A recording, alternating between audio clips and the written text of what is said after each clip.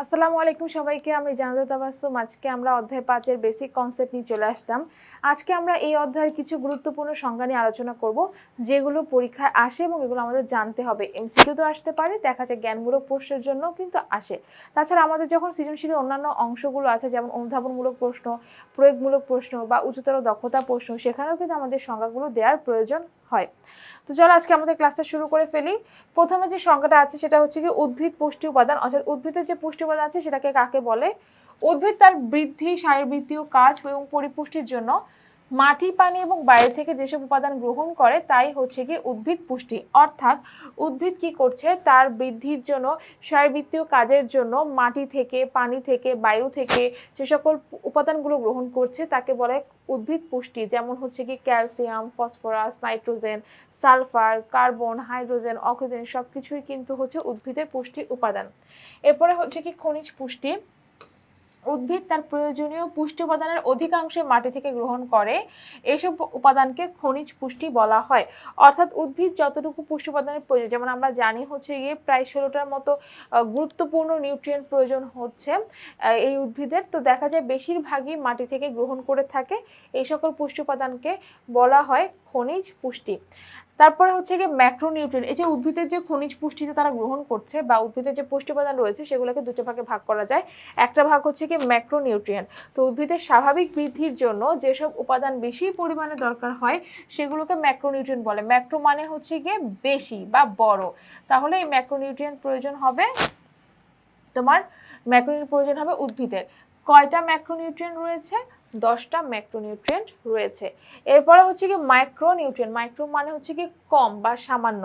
তো এই যে মাইক্রোনিউট্রিয়েন্ট, যেটা উদ্ভিদের স্বাভাবিক বৃদ্ধির জন্য যেসব উপাদান অত্যন্ত সামান্য পরিমাণে প্রয়োজন হয় তাকে বলা হয় মাইক্রোনিউট্রিয়েন্ট, মানে এগুলো অল্প পরিমাণে প্রয়োজন হয়। এরপরে হচ্ছে কি ক্লোরোসিস। ক্লোরোসিসটা কি? ক্লোরোফিল শব্দটা আমরা জানি। ক্লোরোফিল মানে কি, যেটা হচ্ছে একটা রঞ্জক পদার্থ, যেটা উদ্ভিদের পাতা থাকলে পাতা সবুজ বর্ণ ধারণ করে। আর যদি ক্লোরোফিল কমে যায় তাহলে কি হবে, উদ্ভিদের পাতা সবুজ বর্ণ ধারণ করবে না, তখন এই প্রক্রিয়াটিকে কি বলা হচ্ছে, ক্লোরোসিস বলা হচ্ছে। দেখো, উদ্ভিদের বিভিন্ন পুষ্টি উপাদানের অভাবজনিত কারণে পাতা হলুদ হয়ে যাওয়ার প্রক্রিয়াই হলো ক্লোরোসিস। তার মানে ক্লোরোফিলের জন্য পাতা সবুজ হয়, কিন্তু ক্লোরোসিস হচ্ছে এমন একটা প্রক্রিয়া যার জন্য পাতা হলুদ হয়ে যেতে পারে। ডাইব্যাক। সালফারের অভাবে মূল, কাণ্ড বা পাতার শীর্ষ থেকে শুরু করে পর্যায়ক্রমে টিস্যু মারা যেতে থাকে, যাকে ডাইব্যাক বলা হয়। ডাইব্যাক কি? ডাইব্যাক হচ্ছে একটা প্রক্রিয়া বা একটা হচ্ছে রোগ, কোনো একটা পুষ্টি উপাদানের অভাবে এই রোগটা হয়। তো সালফারের অভাবে যখন মূল, কাণ্ড, পাতার শীর্ষ থেকে শুরু করে পর্যায়ক্রমে আস্তে আস্তে টিস্যু মারা যেতে থাকে তখন তাকে বলা হচ্ছে ডাইব্যাক। এরপরে হচ্ছে কি খাদ্য কাকে বলে? যেসব বস্তু খাওয়ার পরে দেহে শোষিত হয়ে বিভিন্ন কার্য সম্পাদন করে তাকে খাদ্য বলা হয়। অর্থাৎ খাদ্য হচ্ছে এমন জিনিস যেটা হচ্ছে আমরা যদি খাই, খাওয়ার পরে কি হবে, সেটা আমাদের দেহে শোষিত হবে, বিভিন্ন কার্য সম্পাদন করবে। এরপরে হচ্ছে কি খাদ্য উপাদান। খাদ্যে অনেকগুলো রাসায়নিক বস্তু সমন্বয়ে গঠিত, এই রাসায়নিক বস্তুগুলোকে খাদ্য উপাদান বলে। অর্থাৎ খাদ্য হচ্ছে গিয়ে অনেকগুলো রাসায়নিক বস্তু সমন্বয়ে গঠিত হবে। এই যে আমরা যে খাবারগুলো খাচ্ছি, যেমন হচ্ছে কি শর্করা জাতীয় খাবার বা আমিষ জাতীয় খাবার, অর্থাৎ ভাত, মাছ, মাংস, ডিম, দুধ খাচ্ছি, এগুলো কি হচ্ছে, এগুলো হচ্ছে বিভিন্ন রাসায়নিক বস্তু সমন্বয়ে গঠিত। অর্থাৎ এই যে শর্করা জাতীয় খাবার যেটা খাচ্ছি সেটা কিন্তু বিভিন্ন রাসায়নিক বস্তু দিয়ে তৈরি হয়, যেমন কার্বন দিয়ে তৈরি হয়, হাইড্রোজেন, অক্সিজেন দিয়ে তৈরি হয়। তার মানে কি, এগুলো রাসায়নিক বস্তু। তো এই যে রাসায়নিক বস্তুগুলোকে আমরা কি বলবো, খাদ্য উপাদান বলবো। এরপরে হচ্ছে কি খাদ্য আঁশ বা রাফেজ। শস্যদানার বহিরাবরণ, সবজি, ফলের খোসা, শ্বাস, বীজ এবং উদ্ভিদের ডাঁটা, মূল ও পাতায় থাকা আঁশ, তন্তুর ন্যায় অপাচ্য অংশ, এগুলোই হলো রাফেজ বা খাদ্য আঁশ। খাদ্য আঁশ বা রাফেজ কি, এগুলো হচ্ছে সহজে হজম হবে না। এগুলো কি হবে, এগুলো কোথায় থাকবে, যেগুলোতে আঁশ থাকে সেগুলোই মূলত হচ্ছে কি রাফেজ। কোথায় কোথায় থাকে, যত শস্যদানার বহিরাবরণ, যেমন হচ্ছে চালের বহিরাবরণ বা ভুট্টার এই শস্যদানাগুলোর বহিরাবরণ, ফলের যে খোসা থাকে সেখানে, যেমন আপেল, নাশপাতি এগুলোর খোসা, যেমন শ্বাস, বীজ হতে পারে, যেমন হচ্ছে গিয়ে যে মিষ্টি কুমড়ার বীজ, তিলের বীজ, এগুলো হতে পারে।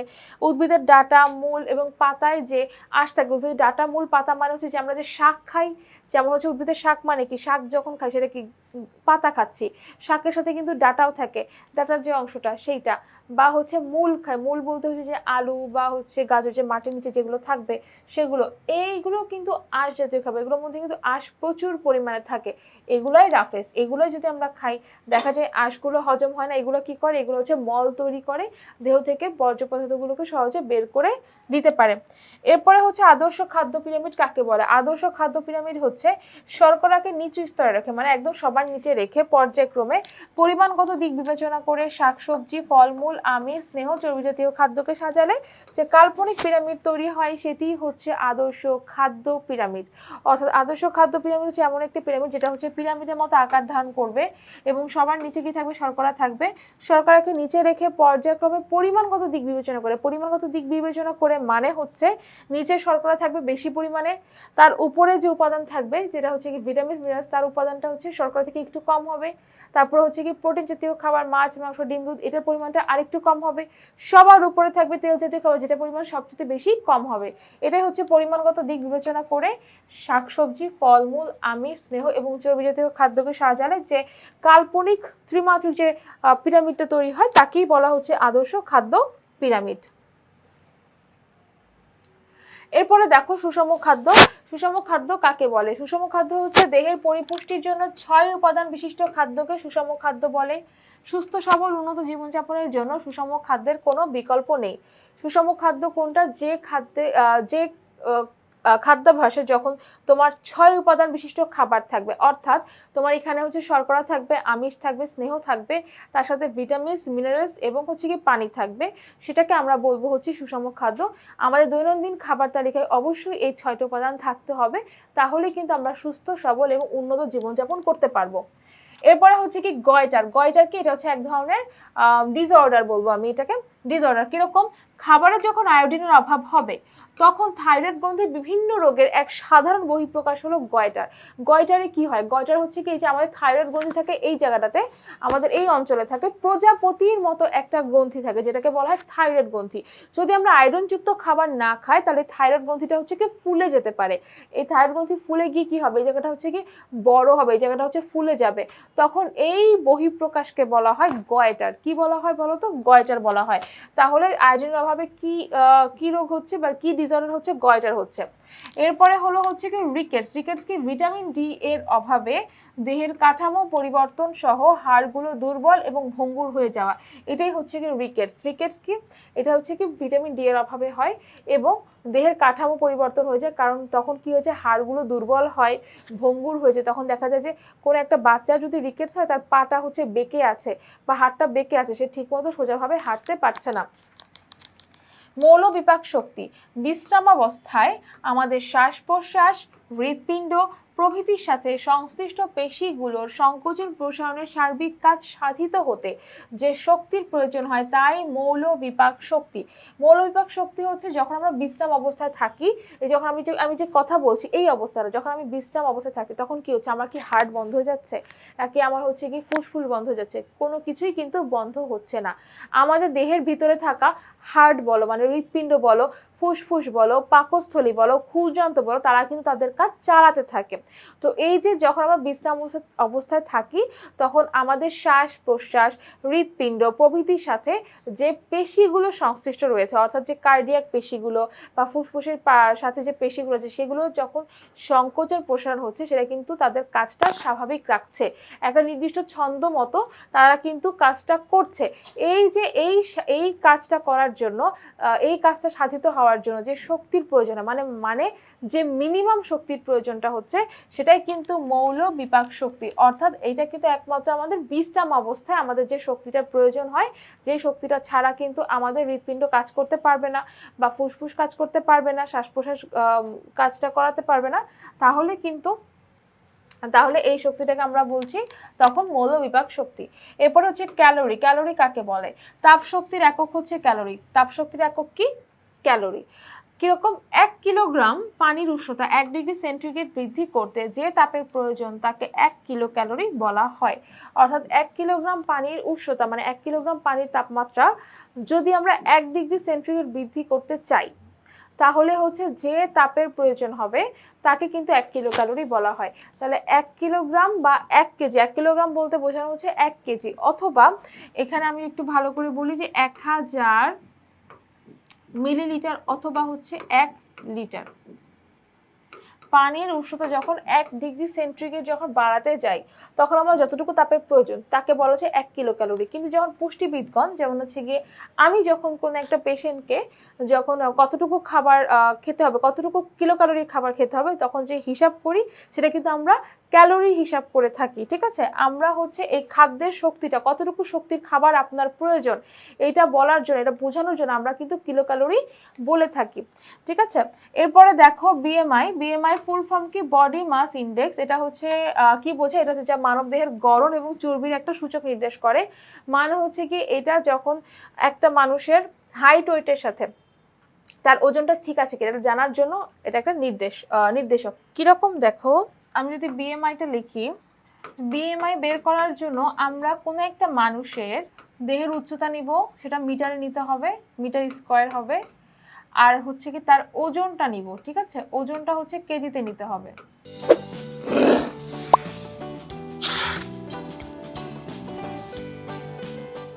তাহলে দেহের ওজনকে যখন দেহের উচ্চতা দিয়ে, অর্থাৎ মিটার স্কয়ার করে দেহের উচ্চতাকে মিটারে নিয়ে তাকে বর্গ করব, করে হচ্ছে যখন ওজনকে সেই সংখ্যাটা দিয়ে ভাগ করব, যা পাওয়া যাবে সেটাই হচ্ছে কি বিএমআই। এটা দিয়ে আমরা কি বুঝি? কোনো একটা মানুষের দেহের উচ্চতা অনুযায়ী তার ওজনটা ঠিক আছে কিনা সেটা আমরা জানতে পারি।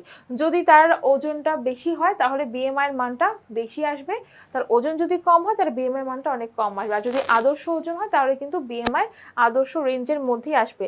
এবং এটা দ্বারা আমরা কোনো একটা মানুষের দেহের গড়ন, অর্থাৎ যে গঠন এবং চর্বি, এটা একটা সূচক বুঝতে পারি।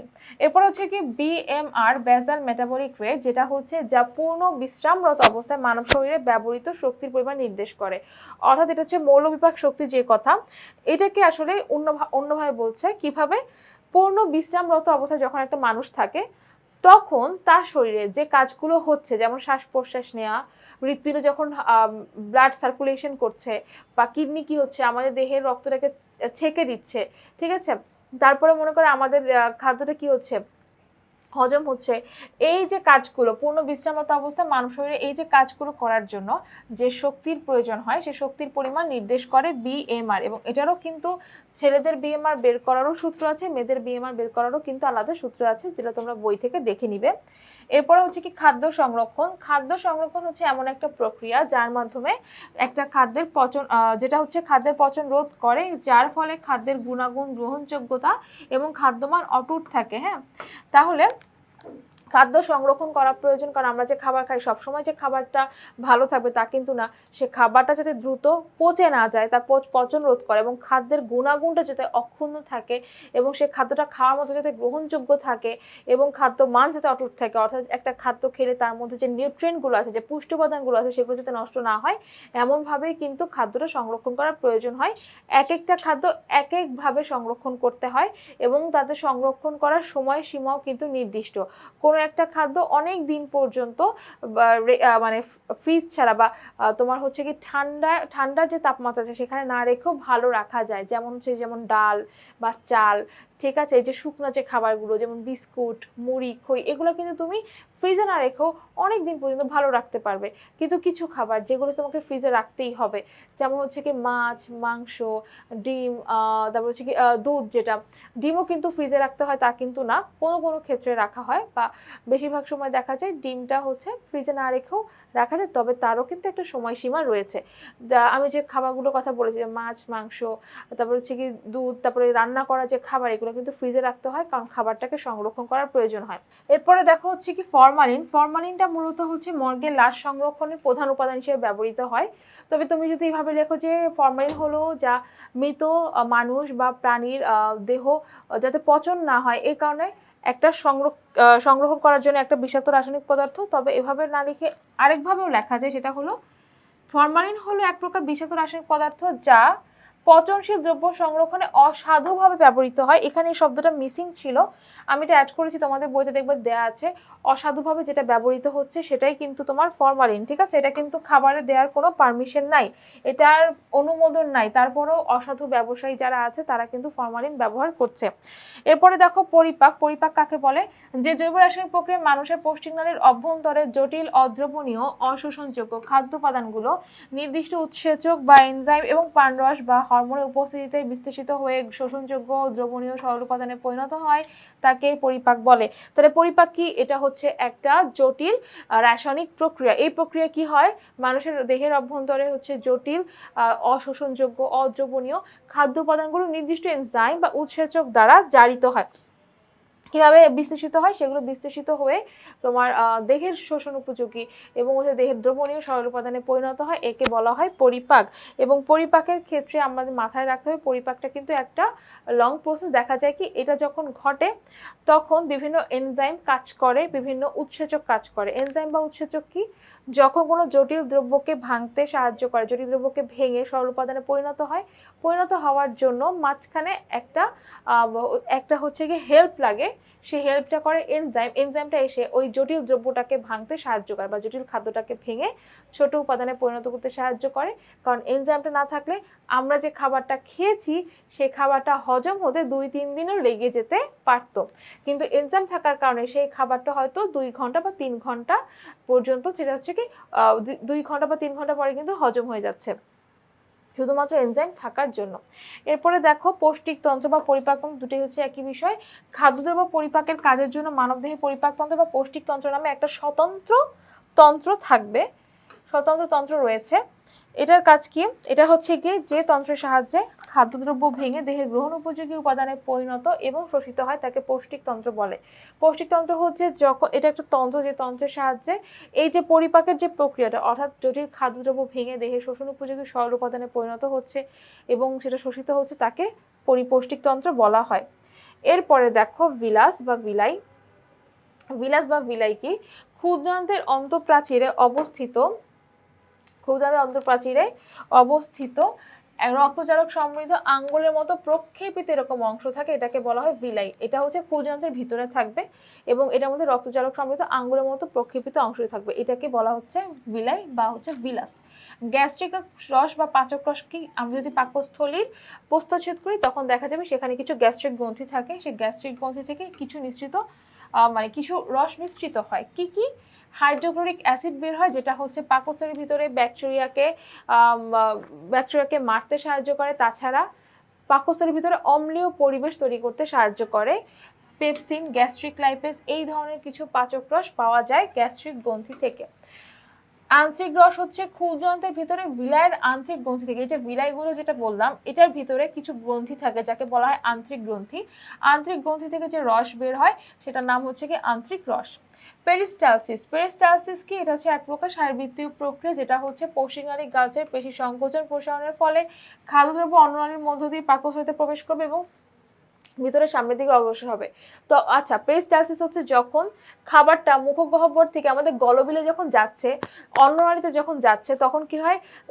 তখন ওই অন্ননালী পর্যায়ক্রমে সংকোচন প্রসারণ হয়। সংকোচন প্রসারণ, এই যে সংকোচন যখন প্রসারণ হচ্ছে, এইটা কি হয়? খাদ্যদ্রব্যটা ধীরে ধীরে অন্ননালীর মধ্য দিয়ে আমাদের পাকস্থলীতে গিয়ে প্রবেশ করে এবং পাকস্থলীতে প্রবেশ করার পরে তারপরে পাকস্থলীও কি করছে? তখন ওই খাবারটাকে বিভিন্নভাবে সংকোচন প্রসারণ, মানে পাকস্থলী নিজে সংকুচিত প্রসারিত হয়ে খাবারটাকে নাড়াচাড়ার মাধ্যমে এক ধরনের অর্ধতরল পদার্থে পরিণত করছে, যার নাম হচ্ছে কাইম। এবং তারপরে সেটা কি হচ্ছে? তার পরের ধাপে যাচ্ছে, অর্থাৎ পরের অংশে যাচ্ছে, মানে ডিউডেনামে অর্থাৎ ক্ষুদ্রান্তে প্রবেশ করছে। এভাবেই এটাই কিন্তু পেরিস্টালসিস প্রক্রিয়ার মাধ্যমে খাবারটা ধীরে ধীরে ওই যে অন্ননালী দিয়ে আমাদের পাকস্থলী হয়ে এবং তারপরে সামনের দিকে অগ্রসর হয়। কাইম কি? জিকটোগামী কাইমের সংজ্ঞাটা বললাম। পাকস্থলীর অনবরত সংকোচন প্রসারণের ফলে এবং যে এনজাইমটা থাকে, অর্থাৎ এই যে গ্যাস্ট্রিক রস বা পাচক রস, এখান থেকে যে এনজাইমগুলো বের হচ্ছে, এই এনজাইমের ক্রিয়ার ফলে খাদ্য কি হয়? মিশ্র মণ্ডে পরিণত হয়, অর্ধতরল মণ্ডে পরিণত হবে, এটাকে বলা হচ্ছে কি কাইম বা পাকমণ্ড। তারপর হচ্ছে পিত্তরস। পিত্তরস কোথায় তৈরি হয়?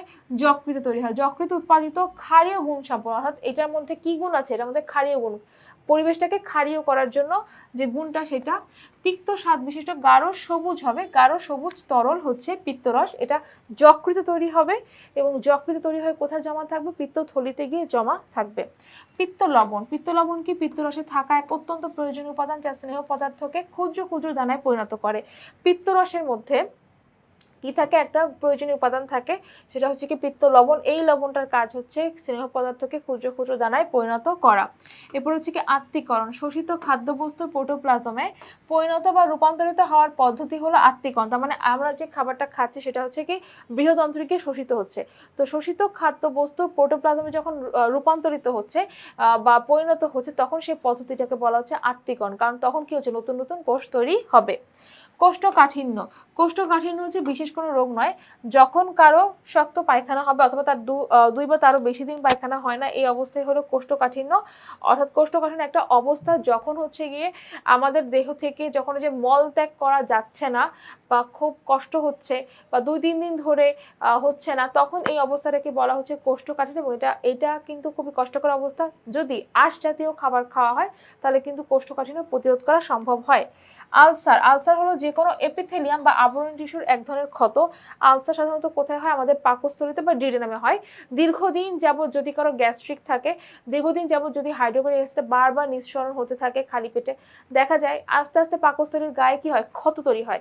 তো পাকস্থলীর ভিতরের গাত্রে কি থাকে, আবরণী টিস্যু থাকে বা এপিথেলিয়াম টিস্যু থাকে, এটা আস্তে আস্তে কি হয়, ক্ষত তৈরি হতে থাকে।